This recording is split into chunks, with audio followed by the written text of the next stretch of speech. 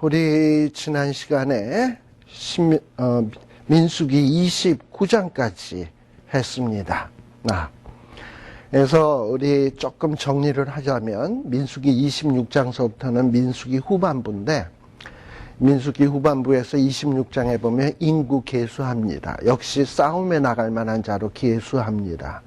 그러고서는 뭐 정작 싸움에 대한 얘기가 있는가 봤더니 싸움에 대한 얘기는 없고, 뭐 매일 상번제 드려라, 안식일 지켜라, 뭐 월삭 지켜라, 유월절 지켜라, 뭐 무교절 지켜라, 초막절 지켜라, 예배 잘 드리라는 얘기만 쭉 나오게 됩니다. 그리고 그 다음에 이제 이 30장에 들어오게 되는 거예요. 그래서 뭔가 싸움에 나갈 만한 자를 계수를 했으면 싸움에 대한 얘기가 나와야 되는데, 이상하게 민수기에는 싸움에 대한 얘기는 없고 예배에 대한 얘기가 참 많이 나와요. 레위기를 보고 있는 건가, 뭐 이런 착각이 들 만큼. 근데 그 얘기는 무슨 얘기냐? 싸움은, 전쟁은 여호와께 속한 것인즉, 그러니 성도가 신경 써야 될 일은 뭐냐면, 전쟁은 여호와께 속한 일이기 때문에 우리는 여호와께만 잘하면 되는 거예요. 그래서 하나님 앞에 잘하면 이 하나님께서 이 전쟁의 문제, 국방의 문제, 심지어는 경제의 문제, 모든 문제를 우리 하나님이 책임져 주신다는 게, 이게 성경 전체에 아주 깊이 흐르는 중요한 사상 가운데 하나입니다. 자, 그런데 이 30장에서부터는 29장까지는 예배에 대한 이야기가 나오다가 30장에서부터는 조금 다른 이야기가 또 시작이 되게 됩니다. 이 하나님께서 모세를 불러서 너 이스라엘 자손 지파 두령들을 다 불러서 여호와의 명령을 이러하다, 이렇게 전하라고 얘기를 하고 있어요. 그런데 우리 이 성경에는 이 말이 무슨 딱 두령에게만 한 말씀 같은데, 히브리어 성경 원문에는 이스라엘 모든 자손과 두령에게 말한 것으로 기록이 되어 있습니다. 그래서 이 모든 이스라엘 백성들에게 어느 누구나에게 빠짐없이 이 하나님의 명령이 이러하다라고 전하라는 거예요. 근데 이제 모세가 전하는 이 명령의 내용은 주로 뭐에 대한 얘기냐면 서약, 서원에 관계된 일들이에요. 우리가 민수기에서 우리가 쭉 봤습니다만, 하나님께서는 이스라엘 백성들에게 민수기 역사를 통해서 얼마나 신실한 하나님인가 하는 것을 분명하게 보여주셨어요. 처음에 민수기 첫 번째 인구 계수할 때도 남자 장정의 수가 60만이 넘는 엄청난 수가 되게 하셨고, 그 얘기는 뭐냐면 하나님이 일찍이 아브라함에게 너희들이 애굽 땅에 내려가게 되는데 400년 있을 것이다. 4대 만에 나올 것이다. 그리고 너희의 후손이 하늘의 별처럼 땅의 티끌처럼 많게 해준다 그랬는데, 민수기 1장의 인구 계수에 보니까 엄청난 숫자로 번성을 했거든요. 그러니까 하나님은 신실하신 하나님. 그리고 또 하나님께서 가데스 바네아에서 이스라엘 백성들이 불평 원망하니까 너희들 하루를 1년으로 계산해서 40년 동안 다 죽는다 했는데, 진짜 뭐 한 26장까지 와보니까 마지막 연병으로 24,000명 죽고 갈 사람 다 갔거든요. 심지어 아론도 갔고 미리암도 갔고, 이제 누구만 남았냐? 모세 하나만 달랑 남아있는 그런 상황이란 말이에요. 그런 걸 볼 때도 하나님은 정말 약속하신 것을 잘 지키시는 하나님이구나. 그리고 또 하나님께서 함께 하신다고 약속했는데, 광야 38년, 40년 동안, 기간 동안 얼마나 척박하고 정말 살기 힘든 그런 환경이었습니까? 근데 그럼에도 불구하고 26장에 보면 여전히 인구가 60만 남자 장정의 수가 보존됐다라고 하는 것은, 이건 하나님이 함께 하시지 않고서는 설명할 길이 없어요. 근데 하나님이 함께 하신다고 했는데 정말 함께 하셨거든, 40년 동안. 그래서 신발이 헤어지지 않도록 하고, 그 다음에 옷이 뭐 신발이 뜯어지지 않고 옷이 헤어지지 아니하는 이런 어떤 약속을 했는데 정말 그렇게 지키셨거든요. 그거 보면 하나님은 신실하신 하나님이에요. 근데 우리 하나님은 자기의 백성들에게 무엇을 요구하냐면 레위기 19장에 보게 되면 내가 거룩한 것 같이 너희도 거룩하라. 하나님은 사람을 자기의 형상으로 창조했기 때문에 자기의 형상으로 창조된 이 하나님의 자녀들이 하나님을 닮기를 원하세요. 그래서 하나님이 거룩한 것처럼 너희도 거룩해라 라고 말씀하시는데, 이것은 비단 거룩뿐만 아니라 하나님이 약속한 것을 지금까지 신실하게 지키신 것처럼 너희도 어떤 약속을 하면 그 약속에 대해서 신실한 자들이 되거라 라는 거예요. 그러니까 지금 싸움에 나갈 만한 사람들을 불러놓고서 하는 얘기가 뭐냐 하면, 싸움을 하는 방법을 가르치는 게 아니라 예배 잘해라. 그 다음에 싸움하는 법을 가르친 게 아니라 내가 신실한 것 같이 너희도 신실해 힘을 써라. 이러면서 어떤 30장에서 이야기하려고 하는 중요한 내용은 뭐냐면, 하나님이 신실하신 것처럼 하나님의 백성이라면 신실해야 된다라는 것을 이거 강조해서 얘기해 주는 내용입니다. 특별히 요 2절에 나오는 내용은 모든 이스라엘 백성에 대한 얘기예요. 아까 지금 30장 1절은 어떤 두 명에게만 얘기한 게 아니라 모든 이스라엘 백성들에게 한 얘기라 그랬잖아요. 역시 2절도 마찬가지예요. 사람이, 여기서 이 사람이라는 것은 남자거나 여자거나 모두 다 하나님 앞에 서원을 했거나, 이 서원을 한다라는 건 주로 어떤 거냐 하면은 내가 앞으로 나실인으로서 구별해서 헌신의 삶을 살겠습니다. 어떻게 하겠습니다. 하는 것을 서원이라 그러고요. 마음을 제어한다라는 것은 어떤 것이냐 하면, 내가 이제부터 좀 뭔가 거룩하게 살기를 다짐하면서 금식이라는 것을 좀 해보겠습니다. 이러면서 뭘 하던 거를 안 하겠다라는 그런 거 있잖아요. 자기를 제어하는 거. 이런 걸 하겠습니다. 뭐 이러고 얘기하는 게 마음을 제어하는 거예요. 근데 뭘 하겠다든지 안 하겠다든지 이것을 하나님 앞에 약속을 했단 말이지. 이렇게 서약을 했으면 절대로 파약해서는 안 돼. 그 약속을 깨서는 안 된다는 거예요. 그 입에서 말한 대로 다 행해야 된다는 거예요. 왜 이래야 되냐? 우리 하나님이 그랬거든. 우리 하나님은 선하신 하나님이시기 때문에 하나님이 뭐뭐뭐뭐 해라 또는 있을지어다 하면 그대로 되었어요. 그대로 되니 보시기에 좋았더라. 그래서 하나님은 약속을 잘 지키시는 하나님이시기 때문에 하나님을 선하다라고 얘기하는 거예요. 근데 이렇게 하나님이 선하신 것처럼 하나님의 형상으로 지음받은, 또는 하나님이 특별히 택한, 또는 하나님께서 예수 그리스도의 보혈의 공로로 보혈의 그 공로로 값주고 산 하나님의 자녀들은 이 하나님처럼 거룩하고 신실하고 그리고 말한 것을 지키는 선한 이런 하나님의 백성들이 되기를 원하는 거예요. 그래서 그렇게 너희들이 하나님처럼만 하나님 닮는 삶을 살면 내가 모든 것 책임져 줄게. 지금 이 얘기를 하고 있는 것이 30장의 중요한 내용입니다. 자, 그런데 3절서부터는 좀 이제 대상이 좀 달라집니다.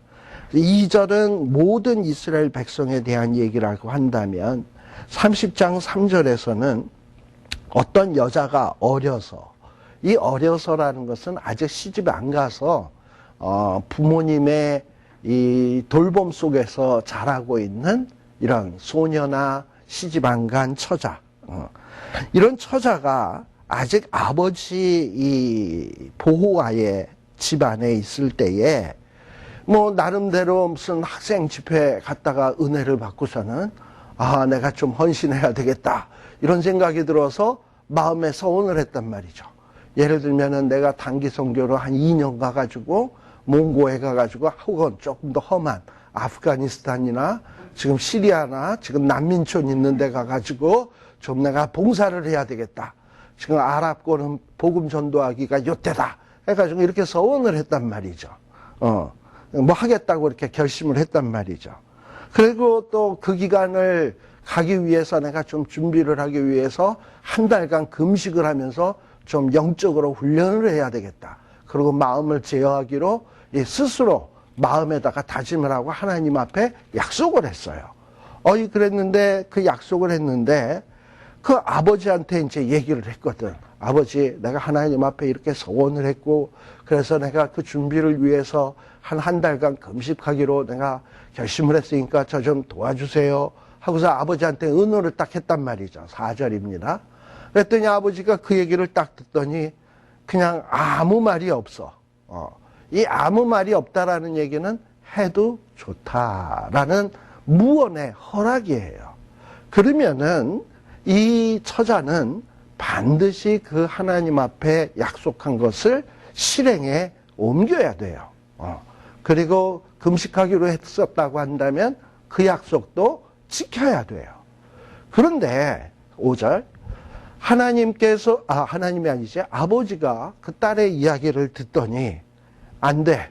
너 거기가 그 동네가 어떤 동네인데 너는 지금 공부해야 될 때고 공부를 해서 더 훌륭하게 준비돼서 더 하나님을 위해서 일할 때를 위해서 지금은 준비해야 돼. 이러면서 아버지가 딱 잘라서 거절을 했단 말이죠. 그러면 이 처자는 내가 하나님 앞에 약속을 했는데 하나님이 신실하신 것처럼 나도 신실해야 되는데 이 약속을 안 지키면 어떡하지? 이러고 이렇게 되면은 우리 하나님께서 뭐라고 말씀하시냐? 아버지가 허락한 안에서 그 약속을 안 지켰다면 그건 괜찮다. 하나님이 그거는 사하신다. 라고 이렇게 말씀을 해주는 거예요. 그건 왜 이러냐? 하나님께서는 이 하나님의 권한을 이 가정에서는 누구에게 맡겼냐? 아버지에게 맡겼어요. 그래서 이 아버지의 허락이 있어야 이 아버지 수하에 있는 딸이 서약한 것이 비로소 이것이 효력을 발생하는 거지. 아버지가 허락을 안 하면 암만 딸이 하나님 앞에 서원을 하고 마음을 제어하기로 결심을 했어도 그것은 아직 스타트가 안 되는 거예요. 효험이 없는 거야. 아버지가 허락을 안 했으면. 왜냐? 하나님이 권한을 일부 아버지에게 이양을 했기 때문에. 그래서 근데 요는 뭐냐?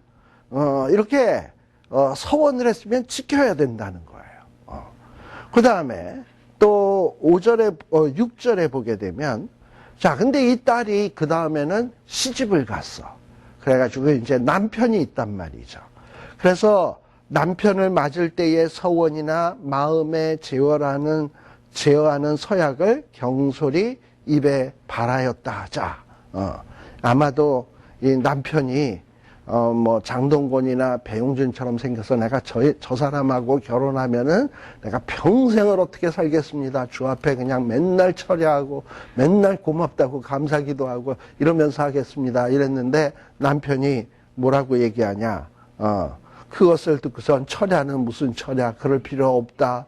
이러고서는 그것을 허락을 안 했단 말이죠. 근데 또 아무 말이 없었으면 그건 지켜야 돼. 아까랑 똑같아요.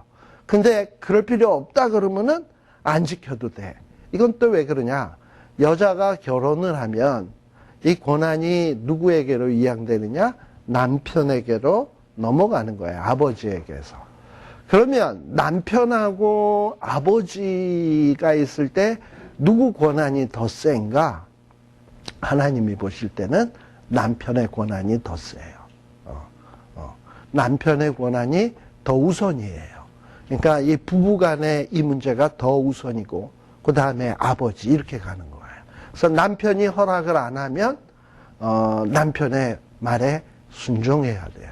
그래서 만일에 하나님 앞에 자기가 경솔히 서약했던 것을 안 지켰다 할지라도 하나님은 그 문제에 대해서 문제 삼지 않는다라는 것이 여기에 중요한 내용 가운데 하나입니다.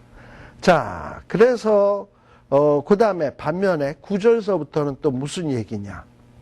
남편이 근데 돌아가셨어.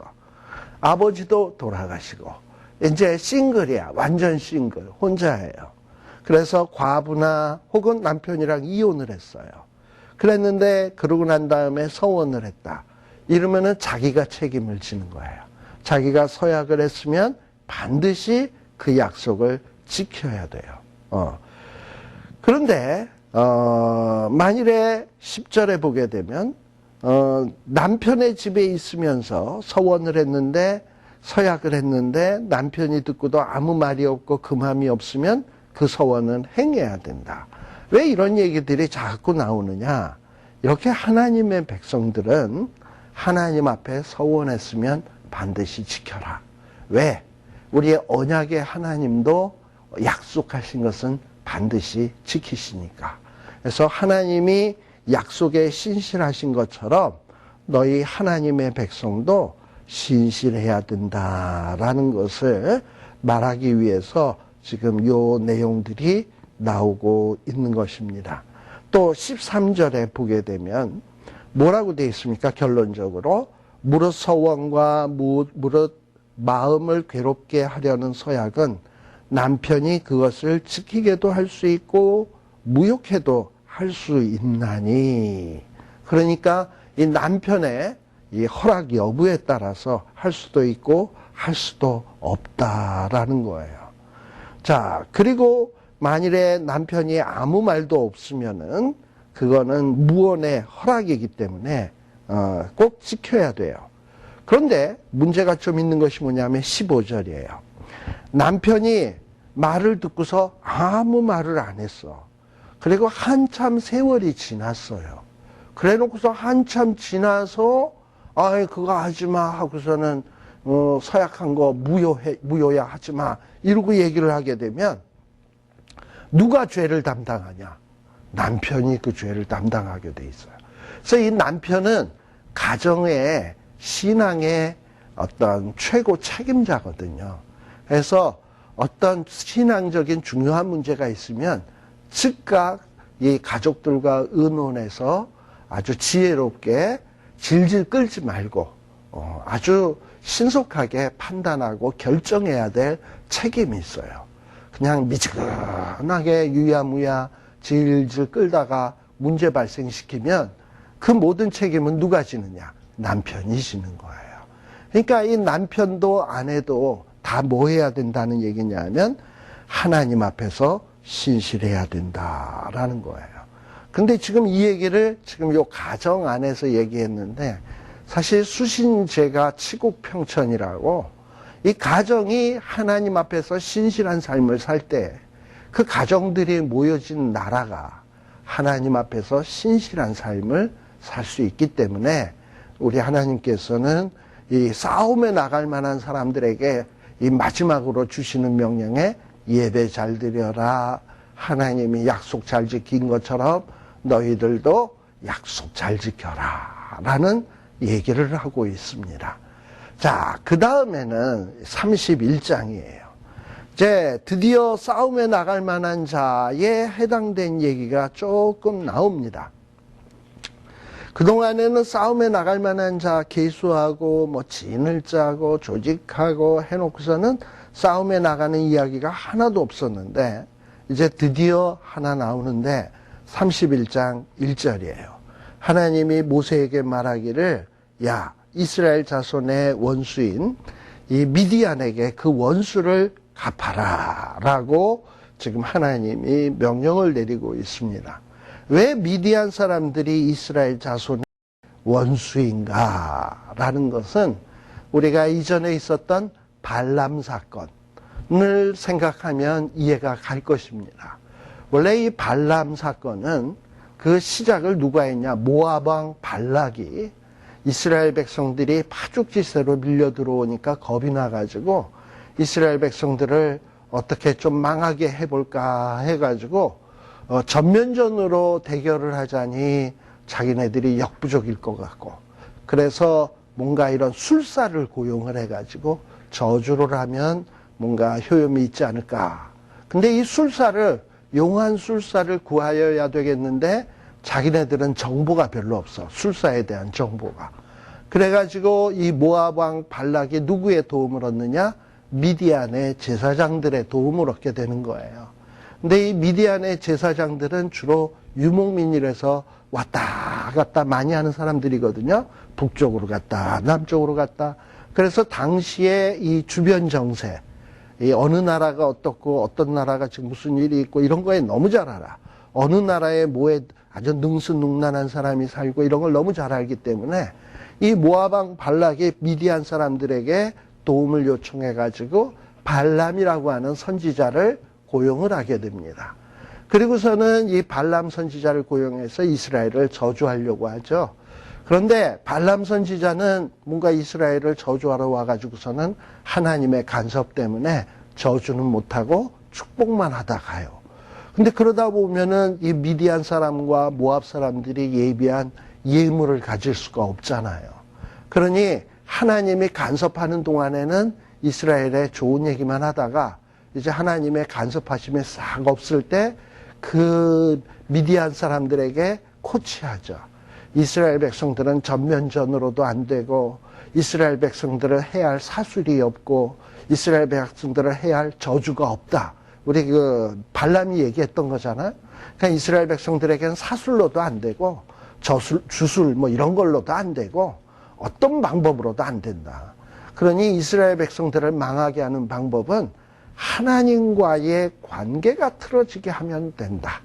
그래서 이스라엘 백성들을 이 모압의 이쁜 여자들과 음행을 하게 하고 그리고 더 나아가서 이 모압의 여인들이 섬기고 있는 그 뭡니까? 우상 숭배하게 함으로 인해서 하루아침에 24,000명이 죽는 아주 끔찍한 일이 발생되게 됩니다.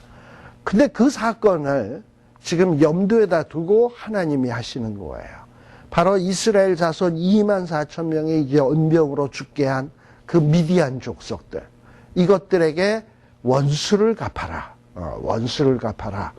그리고 그 후에 내가 내 조상에게로 돌아가리라. 여기서 내가가 누굽니까? 모세예요.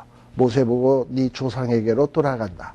그러니 모세는 이제 모세도 40년 안에 죽어야 되잖아요. 그런데 모세가 죽기 전에 해야 할 마지막 미션이 있다면 뭐냐 하면 이 미디안 사람들에게 원수 갚는 거예요.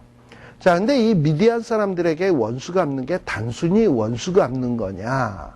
그게 아니라 이렇게 하나님의 백성들을 망하게 하려고 하는 이런 계략을 꾸미는 악의 세력, 사탄의 세력을 이거 하나님의 공의로 전멸시키는 것은 이건 거룩한 일인 거예요. 그러니까는 단순히 원수 갚고 단순히 원수 갚는 전쟁을 치르는 게 아니라 하나님의 공의를 이 하나님의 백성들이 하나님이 약속하신 땅에 가는데 방해하는 그 방해꾼들을 이 하나님의 공의로 심판하는 하나님의 사역을 감당하는 겁니다.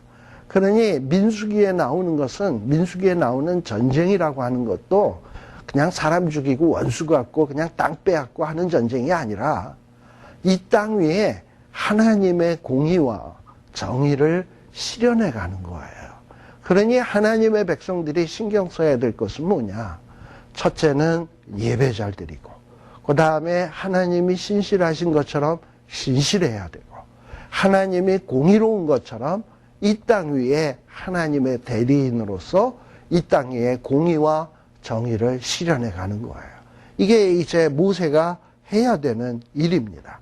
자, 그래서 3절에 보게 되면 모세는 이스라엘 백성들에게 선포합니다. 이제 너희 중에서 사람을 택해라. 싸움에 나갈 준비를 시켜라. 그리고 미디안을 치러 보내어서 여호와의 원수. 여기 누구의 원수라고 돼 있습니까? 여호와의 원수래요. 어떻게 보면 이스라엘 백성들의 원수 이래야 될 것 같은데 왜 그러는지 좀 이제 감이 잡히시죠? 이게 왜냐하면 하나님의 백성을 하나님의 약속의 땅으로 하나님이 계획하신 일을 이루려고 하는데 이 미디안 사람이나 모압 사람들이 방해꾼 노릇을 했거든. 그러니까 이건 누구의 원수냐 하면 여호와의 원수예요. 그래서 이 여호와의 원수 미디안에게 갚아라. 특별히 이 미디안 사람들 가운데서 그 고스비라고 하는 여자가 자기 수하에 있는 여러 여인들을 데리고서 이스라엘 백성들을 타락하게 만들었습니다. 그래서 이 원수를 지금 갚는데 하나님께서는 이 원수 갚을 때 예를 들어서 제일 쌈자라는 유다 지파라든지 또는 뭐 그 다음 쌈자라는 뭐 베냐민 지파나 에브라임 지파를 보고 나가서 쟤들 무찔러라 이럴 수 있잖아요. 오히려 그렇게 한 지파 잘 결속된 지파를 내보내면 단결도 더 잘 되고 싸움도 더 마음이 통해서 잘 싸울 수 있을 것 아니겠습니까? 근데 하나님은 그런 방법을 택하지 아니하고 4절에 보게 되면 모든 지파에 대해서, 그러니까 전쟁을 할 때 어느 지파는 나가고 어느 지파는 안 나가고가 아니야. 모든 지파가 다 참여를 해야 돼. 그런데 모든 지파에서 또 다 나가자니 수가 너무 많고 몇 명씩만 나가냐? 1,000명씩만 뽑아라. 그럼 총 12지파잖아요. 그러니까 12,000명이 되는 거예요. 12,000명을 뽑아보내라 라고 얘기하는 겁니다. 자, 이 12,000명이면은 전체 수에 비한다면 50분의 1밖에 안 돼요. 싸움에 나갈 만한 자가 60만이니까 12,000이면 50분의 1밖에 안 되잖아요. 왜 하나님이 이렇게 적은 숫자를 내보내는 것인가? 뭐 미디안 사람들이 뭐 약해서인가? 그거보다는 너무 많은 숫자가 나가서 싸워서 승리하면 이스라엘 백성들이 어떤 생각을 갖게 되느냐? 아, 이거는 우리의 능력으로, 우리의 실력으로 이겼다. 이렇게 생각할 것 같아서. 지금 미디안 사람들은 이제 나중에 여러분들이 이 싸움의 결과를 보시면 알겠지만 이스라엘 백성들 지금 이 군인 12,000명보다 훨씬 많아요. 이스라엘 백성들이 12,000명이면 미디안 사람들은 지금 몇 명 정도가 싸움하러 나오느냐 하면 35,000명 정도가 나와요. 그러니까 이스라엘 백성보다 훨씬 많은 숫자예요. 그런데 그렇게 많은 숫자가 나옴에도 불구하고 이스라엘 백성들에게 12,000명만 나가라 라고 한 것은 싸움은 너희 힘으로 싸우는 것이 아니라 하나님의 힘으로 싸우는 거다라는 것을 명명백백하게 보여주고 싶어서 그런 거예요. 그리고 또 사실 뭐 한편으로는 미디안 사람들이 유목민이기 때문에 그렇게 전쟁에 능한 사람들이 아니긴 아니거든. 그러니까 이제 또 뭐 그런 것도 있지만 어쨌든 이렇게 모든 지파 사람이 참여해야 된다라는 것. 그다지 많지 않은 병력을 내보낸다라는 것. 여기에는 의미가 있는 겁니다. 자, 그 다음에 또 6절에 보게 되면 무슨 얘기가 나오냐. 매 지파에서 1,000명씩을 싸움에 내보내는데 이 싸움에 좀 특이한 것이 누구냐 하면 엘르아살의 아들 비느하스. 아론은 이미 죽었으니까 이제 대제사장은 누구냐 하면 엘르아스예요. 엘르아살이에요. 그런데 엘르아살이 대제사장이면 그의 아들 비느하스는 뭘까요? 제사장이지, 일반 제사장이. 물론 이제 엘르아살이 죽으면 비느하스가 대제사장이 되겠지만 아직은 신분적으로 보면 제사장이에요. 근데 대제사장이 전쟁에 나가면 시체를 만지게 되잖아. 그러니까 대제사장이 전쟁에 나가는 거는 이거는 바람직한 일이 못 되고 대신에 엘르아살 대신에 누가 나가느냐 하면 그 아들 비느하스가 전쟁에 나가게 한 데는 여기에는 깊은 뜻이 있어요. 뜻이 뭐냐 하면 이 전쟁은 누가 하는 거냐? 하나님이 하시는 거다. 왜냐하면 제사장은 백성들 앞에서는 하나님의 대리인이거든요. 그래서 이 대리인인 비느하스가 나간다라고 하는 것은 이게 뭔가 하나님이 지금 이 전쟁에 함께하고 있다라는 것을 보여주기 위해서. 또 비느하스는 어떻게 나아가느냐? 성소의 기구와 신호 나팔을 들고 나아가요. 우리가 이전에 민수기 10장인가에 보게 되면 이스라엘 백성들이 남자 싸움에 나갈 만한 사람이 60만이고 여자, 애들, 어른 포함하면 200만이 훌쩍 넘는데 그런 사람들에게 일일이 육성으로 어떤 명령을 하려면은 얼마나 소리를 버럭버럭 질러야 될까요? 그리고 또 그게 또 잘 들리지도 않을 것이고 그래서 하나님께서 그 방법이 뭐냐면 나팔을 만들어 가지고 울려 불고 뭐 2개를 한꺼번에 불고 하나를 불고 이러면서 어떤 신호를 정했어요. 그래서 그 나팔 신호에 따라서 이스라엘 백성들이 일사불란하게 움직이는 이런 어떤 약속을 이미 다 정해놨거든. 근데 이 비느하스가 나아가면서 뭘 갖고 들어가느냐? 성소의 기구와 나팔들을 가지고 나아가서 이 전쟁에 참여하게 되는 겁니다. 왜 나팔인가? 이 나팔은 하나님이 주시는 명령대로 움직여라 라는 거죠. 그래서 이 나팔 신호에 따라서 이스라엘 백성들은 싸움을 하게 되는 겁니다. 그랬더니 결과는 어찌 되었느냐? 7절에 보면 미디안을 쳐서 그 남자를 다 죽였다. 또 누구도 죽였냐? 죽인 자 외에 미디안의 5왕도 죽였다. 그리고서는 5왕들에 대해서 이름이 다 나와요. 에위, 레겜, 수르, 후르, 레바.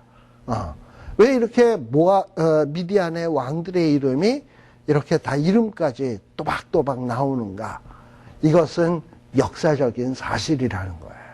분명히 이것은 하나님께서 이스라엘에게 허락하신 전쟁이고 하나님이 함께 하신 전쟁이고 이 일로 인해서 숫자적으로 훨씬 적은 이스라엘이 미디안 사람들을 이긴 것은 역사적 분명한 사실이다라는 것을 명확히 하기 위해서 여기에 보면 이 미디안의 요 방백들, 오히려 이건 왕이라기보다는 방백이라고 말하는 게 더 옳아요.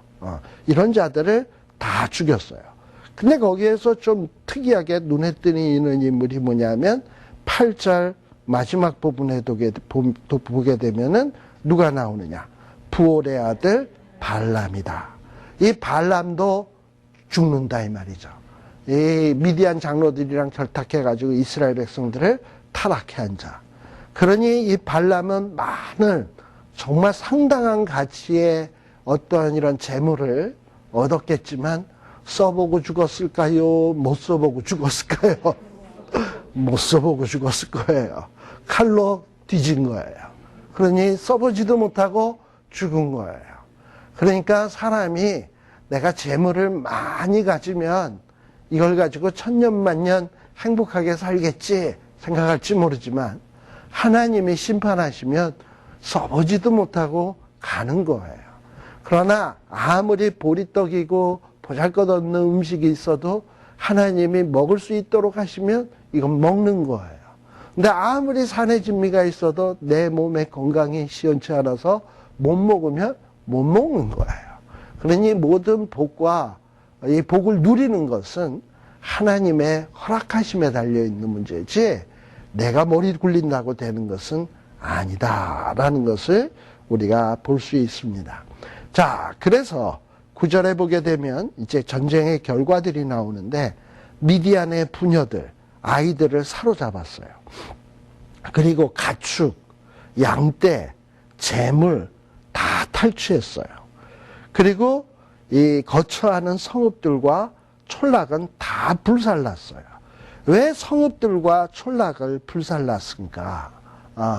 이 성읍들과 촌락 안에는 이 미디안 사람이나 이런 사람들은 우상을 숭배하던 사람들이기 때문에 뭐 촌락 안에 성읍 안에 벽에다가 우상 그림 부려놓고 우상에 조각 새겨놓고 뭐 이런 흔적들이 많거든.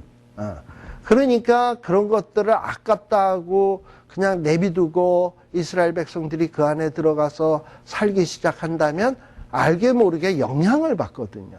그래서 하나님이 그 우상의 잔재, 죄악의 잔재들은 싹 다 없애버리라는 거예요. 그래서 여기 특별히 11절에 보면 탈취한 것은 주로 이 재물에 관계된 것이고 11절 노략한 것은 어떤 이런 짐승에 관계된 것들이고 그리고 이런 사람과 짐승을 다 취했다라는 거예요.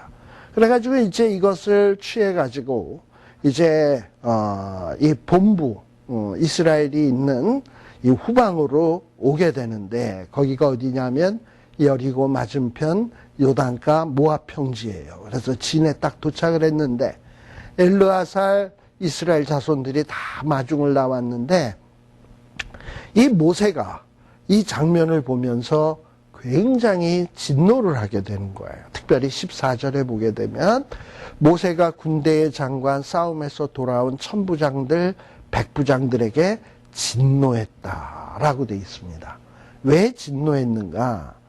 아마도 여기 그 31장에는 자세히 나오지는 않습니다만 앞부분에는 이 성읍과 촌락을 불태울 뿐만 아니라 뭔가 이 미디안 족속을 전멸시킬 것을 명령을 했던 것 같아요. 그런데 지금 이 이스라엘 백성들이 싸움에 나갔던 이스라엘 백성들이 누굴 살려뒀냐? 여자들을 살려두었어. 저는 이걸 보면서 아마도 이 미디안의 여자들이 한 인물 하는구나 라는 이런 생각이 좀 들어요. 모압이나 미디안의 여인들이. 왜냐하면 그랬기 때문에 이 모압 여인들 때문에 바알 부올산에서 남자들이 헬렐레 해가지고 다들 그렇게 해가지고 여인의 꼬임에 빠져서 불미스러운 일을 행하고 우상 숭배했잖아요. 그런데 또 이번에도 전쟁에 나갔다가 이 뭐 남자들은 다 죽이고 여자들은 또 다 데리고 온단 말이지. 만일에 여자들이 호박 같았다, 좀 험하게 생겼다, 그러면 뭐 살려두고 싶은 마음이 생길까요? 아니 생겼겠지. 다 죽였을 거예요. 근데 아무튼 여자들을 데리고 온 것 같아. 근데 모세는 이렇게 인물 반반하고 이런 여인들이 얼마나 무섭다라는 걸 알거든요. 그래서 16절에 발람 사건을 다시 한번 재상기시키고 있습니다. 이전에도 발람의 꾀를 쫓아서 이스라엘의 장정들이 그 미디안 모압 여인들의 이 꼬임에 빠져가지고 하나님 앞에 범죄하지 않았더냐. 그래서 연병으로 죽지 않았냐. 그러니 이제 이 미디안 족속은 그야말로 하나님 앞에 악한 존재이기 때문에 멸절시켜야 된다. 그래서 완전히 멸절 정책을 쓰는 거예요. 우리는 이런 모습을 보면은 무슨 생각이 드냐면 하나님이 너무 잔인한 것 아닌가. 어떻게 아이까지. 우리가 보통 전쟁을 할 때도, 요즘 시대에는 전쟁을 할 때도 군인 죽이는 거는 뭐 그렇다 손 치더라도 아이들이나 노약자나 여자들을 이렇게 죽이면 이거 전쟁 범죄예요. 그래서 전쟁 끝난 다음에도 패전국이 되게 되면 말이죠. 그런 자는 전범으로 몰려가지고 재판받고 사형받고 그래요.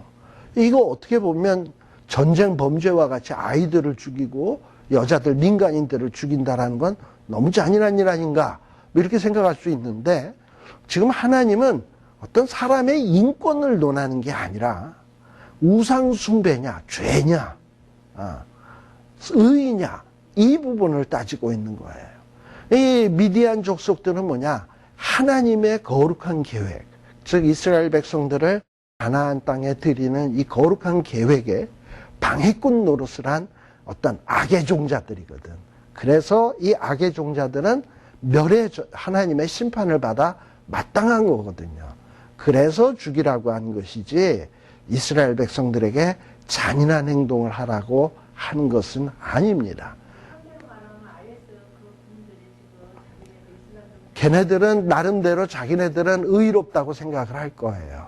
그러니까 이 신념이나 종교라는 게 굉장히 무서운 거예요. 그렇죠. 그러면서도 자기네들은 정의롭다고 생각하는 거니까 이게 무서운 거예요, 사실은. 그러니까 얼마나 바른 신앙, 바른 신념을 갖느냐 하는 것은, 그래서 이단들 보면은 무슨 뭐 옛날에 그 오대양 사건이라든지 뭐 이런 거에 좀 미치게 되면 집단 자살도 하고 그러잖아요. 끔찍한 일들을 저지르지 않습니까? 근데 아무튼 이 시대에서는, 지금 이 맥락에서는 하나님은 이제 이스라엘 백성들이 이제 이 가나안 땅, 이 가나안 주변에서 살게 되는데 이런 종자들이 살아있다 보면 이스라엘 족속들도 가나안 땅에서 죄에 오염되어서 망하게 될 것 같거든. 그러니까 가차없이 자르라는 거예요. 암세포를 딱 몸에 지니고 있는데 아이, 그래도 이것도 밥 먹어서 큰 건데. 이러고서는 얘 아까운데 조금만 남겨두지. 이러면 됩니까, 그거? 그것 때문에 딴 데까지 문제가 생기잖아요. 그냥 가차없이 잘라버려야 되는 거예요. 암덩어리는. 자, 그런데, 그래서 누굴 죽이느냐? 남자아이는 싹 다 죽여. 남자아이라도. 남자는 싹 다 죽여라. 또 여자들도 죽이는데 누구를 죽이냐? 특별히 사내를 안 여자들은 죽여라. 라는 거예요. 그런데 사내와 동침하지 아니하여 사내를 알지 못하는 여자들. 아마도 여기서 사내를 알지 못하는 여자들, 사내를 아는 여자들은 제 짐작컨대 우상 문화와 좀 밀접한 관련이 있을 것 같아요. 특히 바알 종교에서는 하늘에 비를 내리기 위해 가지고 남자와 여자들이 그 신을 성적으로 자극하기 위해서 집단 어떤 이런 성관계 같은 걸 하거든요. 그러니까 여기서 남자를 아는 여자들이라는 것은 그런 일에 동원됐던 여자들. 그래서 뭔가 우상 숭배에 오염돼 있고, 그래서 남자들과 어떤 집단적인 성적인 행위를 했던 그런 여자들. 그냥 단순히 혼인한 여자라기보다는 그런 여자들이 아닐까 싶어요. 그런 여자들을 싹 다 죽여라. 싹 다 죽이고, 그렇지 않은 여자들, 사내를 알지 못하는 그런 여자들은 누구를 위해서? 너희를 위하여 살려둘 것이니라. 여기서 너희를 위하여라는 것은 그래도 뭐 이스라엘 백성들이 부엌에서 일하려면 부엌에서 좀 뭐 또 일하는 일 돕는 이런 일도 필요할 것이고, 여러 가지 또 여자들이 해야 될 일들 있잖아요. 그런 종으로서 살려두라는 거예요. 어떻게 보면 이스라엘 백성을 위한 것도 되지만 또 이 미디안 여자들에게도 하나님이 긍휼은 베푸신 거지. 이런 면에서. 그래서 살려두라는 거예요.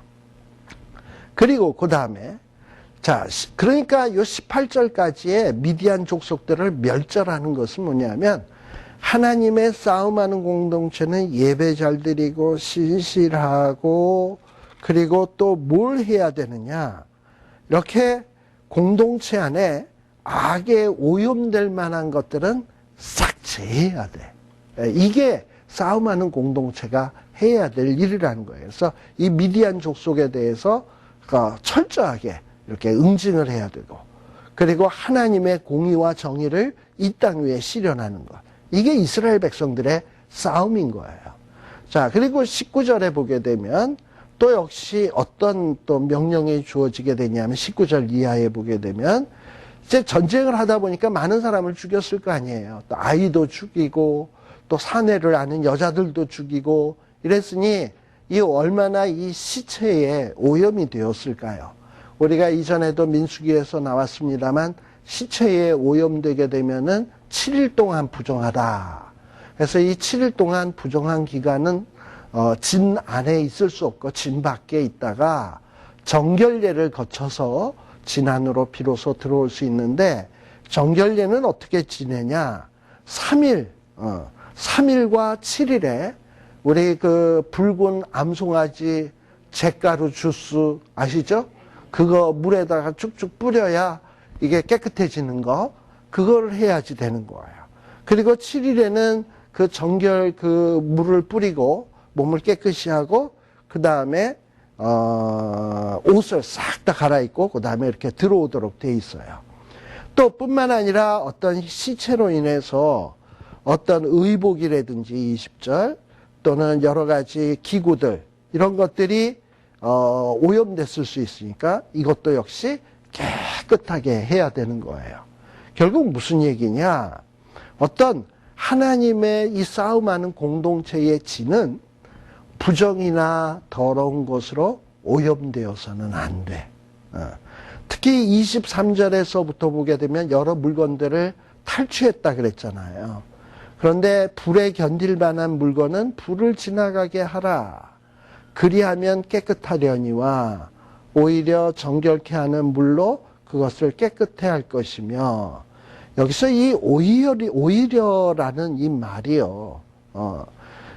그 원문상으로 보면 오히려라기보다는 어떻게 번역하는 게 더 좋으냐 하면은 불을 지나가게 하라, 깨끗하려니와 그리고 정결케 하는 물로 그것을 깨끗게 할 것이며, 그러니까는 어떤 불에 타지 않는 이런 물건들 있잖아요. 뭐 그 앞에 나오는 22절에 금, 은, 동, 철, 납 이런 것들은 불에 안 타잖아. 근데 이런 것들을 불에 한번 샥 지나가게 해서 소독을 하고, 그렇다고 해서 깨끗해진 거냐 하면 그게 아니고, 게다가 거기에다가 덧붙여서 정결케 하는 물로 또 뿌려야 돼. 그러니까 성경에서 부정과 더러움은 반드시 뭘로써 깨끗하게 되느냐 하면, 그 붉은 암송아지가 죽어서 피 흘려서 재가 되어가지고 되어진 그 잿가루로 만들어진 물, 그 물이 아니고서는 깨끗해질 길이 없는 거야. 그러니까 성경에는 피 흘림이 없은즉 사함이 없다라고 얘기하잖아요. 그래서 어떤 불로 지나간다고 정결케 되는 게 아니라, 물론 세상에 과학적으로 의학적으로는 불에 지나가면 모든 바이러스는 없어진다라고 생각할지 모르겠지만, 성경에서 죄나 부정이나 이 더러움은, 영적인 더러움은 불로써도 안 돼. 이것은 뭘로서만 정결케 된다? 주님의 보혈, 주님의 흘리신 피땀으로만 정결케 될 수 있다는 것을 보여주는 내용이에요. 그래서 이거를 물을 뿌려서 깨끗하게 할 것이고, 또 물을 불에 견디지 못할 것들, 나무들은 어떻게 할 거냐? 불을 못 통과하는데 물만 뿌려도 돼, 그럴 때는. 그래서 어쨌든 깨끗하게 하는 게 중요한 게 뭡니까? 불보다 물이라는 거죠, 요는. 근데 이 물은 어떻게 만들어진 거냐면, 우리 이전에 출애굽기 민수기 15장인가 거기에 보면 붉은 암송아지 태워가지고 주스 만들어가지고 이렇게 하는 그거예요. 그렇게 해서 이 물을 통과해야만 깨끗해지는 거예요. 그리고 이런 정결례를 통해서 마지막에 제7일에 옷도 빨아서 깨끗해진 다음에야 비로소 이 사람은 깨끗해졌다라고 인정받을 수 있는 겁니다. 우리가 주 앞에 갈 때도 주님의 보혈로 깨끗하게 된 의로 옷 입고 비로소 천국에 들어가듯, 그냥 들어가는 게 아니라 주님의 의로 옷 입고 비로소 하나님의 공동체 진안으로 들어올 수 있었다라는 것. 그래서 이 지금 하나의 이 싸움하는 진짜 실제 이 싸움하는 일이 여기 31장에 등장했습니다만, 여기에 포커스는 싸움한다라는 것보다는 어디에 더 초점이 있냐? 하나님의 계획을 방해놓는 세력에 대해서 공의와 정의를 베풀어라. 하나님의 심판을 베풀어라. 또 뭐냐?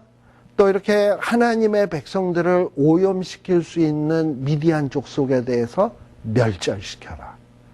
또 이 전쟁으로 인해서 어떤 시체들의 문제로 인해서 부정 오염되었는데 이런 것들을 철저하게 정결해라.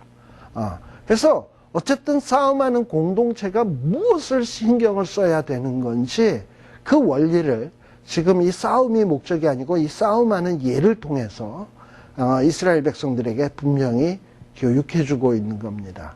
그니 이스라엘 백성들이 이 가나안 땅에 들어가기 전에 이스라엘 백성들이 철저히 배워야 될 것은 뭐냐? 싸움은 칼과 방패, 무기로 하는 것이 아니라 하나님 앞에 예배하고 성별된 생활을 하고 하나님이 신실하신 것처럼 신실하고 하나님의 정의와 공의를 이 땅 위에다 실현하고 하나님의 공동체 안에 부정과 오염이 없도록 노력하고, 이리 할 때 우리 하나님이 이 공동체를 위해서 싸워주시는구나 라는 것을 이스라엘 백성들이 가나안 땅 들어가기 전에 지금 하나씩 배우고 있는 겁니다. 요게 배워졌을 때 이제 여호수아서에 들어가면은 뭐가 되느냐? 이제 뭐 여리고도 무너지고 아이성도 무너지고 이제 무너뜨려 나가는 거예요. 그러니 이런 원리들도 우리들이 잘 배우고 익혀서 우리의 삶에다 적용한다면, 그래서 내가 어떤 말을 하고도 약속을 하고도, 그래, 이제 내가 하나님의 백성인데 나도 신실해야지. 내가 괜히 약속해가지고 손해볼 일이지만 약속했으면 손해보더라도 해야지. 이게 하나님의 백성이지. 이러고 살면 손해보냐?